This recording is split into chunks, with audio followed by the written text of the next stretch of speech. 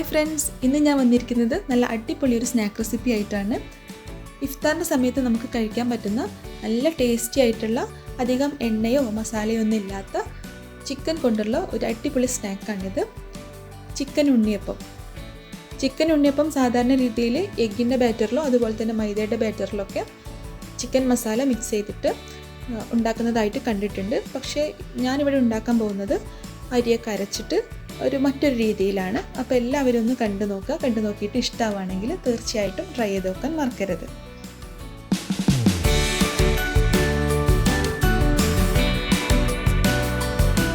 ഈ ഒരു സ്നാക്ക് ഉണ്ടാക്കാനായിട്ട് നമുക്ക് ആദ്യം ഒരു മസാല ഉണ്ടാക്കിയെടുക്കണം.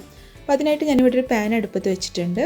ഇതൊന്ന് ചൂടായി വരുന്ന സമയത്ത് നമുക്കിതിലേക്ക് ഒരു 4 ടേബിൾ സ്പൂൺ വെളിച്ചെണ്ണ ഒഴിച്ചു കൊടുക്കാം.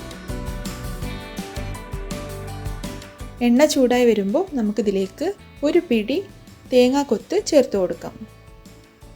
ഇതൊന്ന് വഴണ്ട് വരട്ടെ. അതിനുശേഷം നമുക്കിതിലേക്ക് ചിക്കൻ ചേർത്ത് കൊടുക്കാം. ഒരു 300 ഗ്രാമോളം ചിക്കന് ചെറുതായിട്ട് അരിഞ്ഞ് അതിലേക്ക് മഞ്ഞൾപ്പൊടി, മുളക് പൊടി, ഉപ്പ്, അതുപോലെ തന്നെ ജിഞ്ചർ ഗാർലിക് പേസ്റ്റ് ഇത്രയും ചേർത്ത് ഒന്ന് മിക്സ് ചെയ്ത് വെച്ചതാണിത്. ഇത് നമുക്കിതിലേക്ക് ചേർത്ത് കൊടുക്കാം. ഈ ചിക്കൻ ഇതിലിട്ടിട്ടൊന്ന് സ്റ്റയർ ഫ്രൈ ചെയ്തെടുക്കണം. ഞാനിവിടെ ചെറിയ പീസസ് ആക്കിയിട്ടാണ് എടുത്തിട്ടുള്ളത്. നിങ്ങൾക്ക് വേണമെന്നുണ്ടെങ്കിൽ വലിയ പീസായിട്ട് ഫ്രൈ ചെയ്തതിന് ശേഷം കട്ട് ചെയ്തിട്ട് ലാസ്റ്റ് ഇതിലേക്ക് ചേർത്ത് കൊടുത്താലും മതി. ഇങ്ങനെയാകുമ്പോൾ ചിക്കനിലൊക്കെ നന്നായിട്ട് മസാല പിടിക്കുകയും ചെയ്യും, അതുപോലെ തന്നെ പെട്ടെന്ന് കുക്കാവുകയും ചെയ്യും.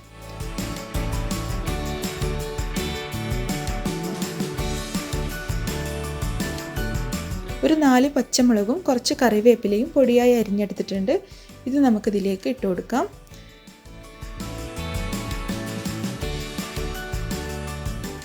ഇതൊന്ന് ജസ്റ്റ് വഴറ്റിയതിന് ശേഷം ഇതിലേക്ക് നമുക്ക് 1 ടീസ്പൂൺ ജിഞ്ചർ ഗാർലിക് പേസ്റ്റ് ഇട്ട് കൊടുക്കാം.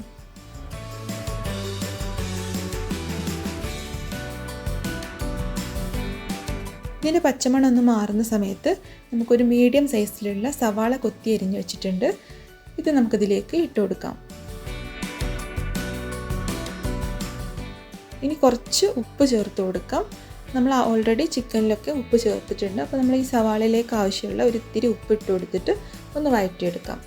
ഇത് ഒരുപാട് വഴണ്ട് വരേണ്ട ആവശ്യമൊന്നുമില്ല, ജസ്റ്റ് ഒന്ന് വാടി കിട്ടിയാൽ മതിയാവും.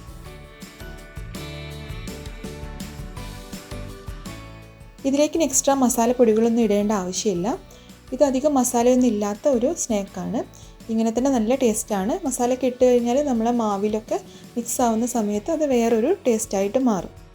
ഇപ്പം നമ്മളുടെ മസാല റെഡി ആയിട്ടുണ്ട്. ഫ്ലെയിം ഓഫ് ചെയ്തതിന് ശേഷം നമുക്കിത് മാറ്റി വെക്കാം. ഇനി നമുക്ക് ഒരു മാവ് റെഡിയാക്കി എടുക്കണം. അതിനായിട്ട് ഞാനിവിടെ 2 കപ്പ് ജീരകശാല റൈസ് കഴുകി വൃത്തിയാക്കി ഒരു 4 മണിക്കൂർ കുതിർത്ത് വെച്ചിട്ടുണ്ടായിരുന്നു. ജീരകശാല റൈസിന് പകരം സാധാരണ പച്ചരി വേണമെങ്കിലും നമുക്ക് എടുക്കാവുന്നതാണ്. പക്ഷേ ഒന്നുകൂടെ ടേസ്റ്റും സോഫ്റ്റും ഉണ്ടാവുക ജീരകശാല റൈസ് ആണെന്ന് മാത്രം. ഈ അരി നമുക്കൊന്ന് അരച്ചെടുക്കണം. ഇതിലെ വെള്ളമൊക്കെ ഒന്ന് ഊറ്റിക്കളഞ്ഞതിന് ശേഷം അരി മാത്രം നമുക്ക് മിക്സിയുടെ ജാറിലേക്ക് ഇട്ട് കൊടുക്കാം.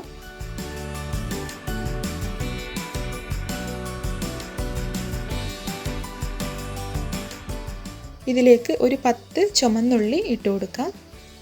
ഒരു 1.5 ടീസ്പൂൺ പെരിഞ്ജീരകം ഇട്ട് കൊടുക്കാം.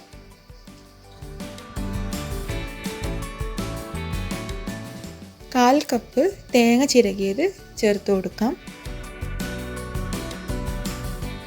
ആവശ്യത്തിന് ഉപ്പിട്ട് കൊടുക്കാം. ഇനി ആവശ്യത്തിന് വെള്ളം കൂടെ ഒഴിച്ചിട്ട് നന്നായിട്ടൊന്ന് അരച്ചെടുക്കാം. ഈ ഒരു കൺസിസ്റ്റൻസിയിലാണ് ഞാൻ അരച്ചെടുത്തിട്ടുള്ളത്.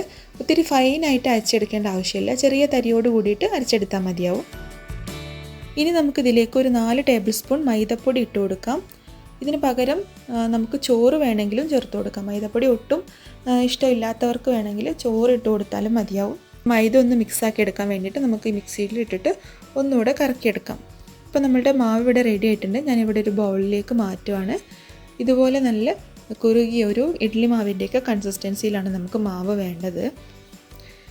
ഇനി നിങ്ങൾക്ക് താല്പര്യം ഉണ്ടെങ്കിൽ ഒരു നുള്ള് ബേക്കിംഗ് സോഡ കൂടെ ഇട്ട് കൊടുക്കുകയാണെന്നുണ്ടെങ്കിൽ കുറച്ചുകൂടെ നല്ലൊരു ടെക്സ്ചർ കിട്ടും. നമ്മൾ നേരത്തെ റെഡിയാക്കി വെച്ചിട്ടുള്ള മസാല നന്നായിട്ട് തണുത്ത് വന്നിട്ടുണ്ട്. ഇനി നമുക്ക് ഈ ഒരു ബാറ്ററിലേക്ക് ഇതിട്ടിട്ട് നന്നായിട്ടൊന്ന് മിക്സ് ചെയ്തെടുക്കാം.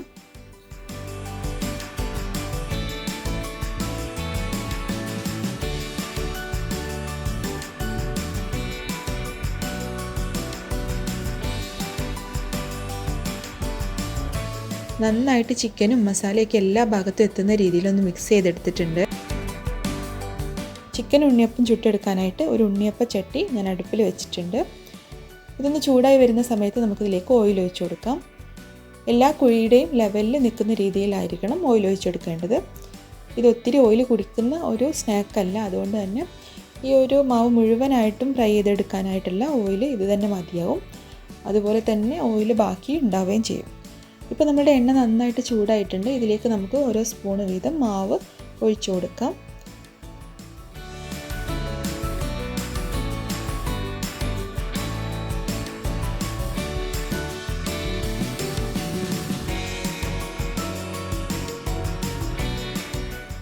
ഇപ്പോൾ ഒരു സൈഡ് ആയിട്ടുണ്ട്. നമുക്കിതൊന്ന് തിരിച്ചിട്ട് കൊടുക്കാം.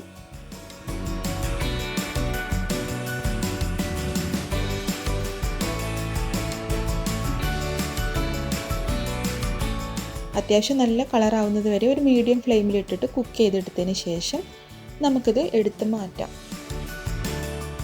ഇപ്പോൾ നമ്മുടെ ചിക്കൻ ഉണ്ണിയപ്പം പാകത്തിന് റെഡി ആയിട്ടുണ്ട്. ഇനി നമുക്കിതിൽ നിന്ന് എടുക്കാം.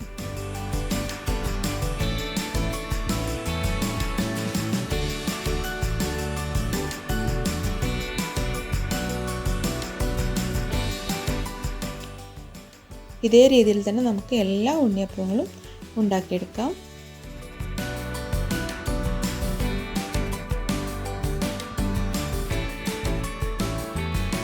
ചിക്കൻ ഉണ്ണിയപ്പം ഇവിടെ റെഡി ആയിട്ടുണ്ട്.